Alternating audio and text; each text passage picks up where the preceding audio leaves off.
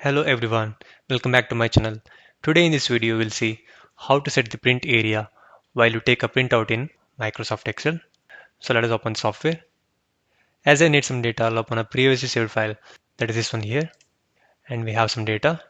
Usually when you want to take a printout of your worksheet in Microsoft Excel, the software will consider all the data in your worksheet.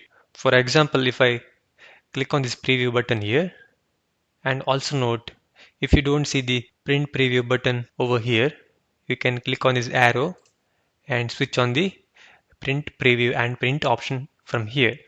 Got it? So you'll see the print preview option here. So click on it. So as you can see, this is the print preview of this worksheet, and there is going to be 5 sheets in total.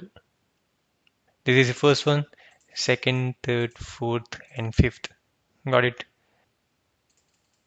So let's come back to the worksheet. So in case if you want to hide a column or any row, what you can do is you can select the entire column. For example, I don't want to see the assist column in my printout. So what I can do is come to the letter F here, right click over there, and you'll see a set of options and click on hide. Now if you go to the print preview, the column F is hidden. The assist column is not there, right? Now let us come back to the worksheet. You can double click on the two lines you see here in between column Z and G to get the column F back. So this is how you can make use of the hide feature when you don't want to see some of the data in your worksheet when you take a printout. And there is one more thing I want to tell you, that is the setting print area. So usually when you take a printout you get all the data, right? But what if you want only a particular cells of data? For example, maybe I want to get the printout of only these many cells. So what you can do is first select all the cells here or the cells that you want to get the printout of.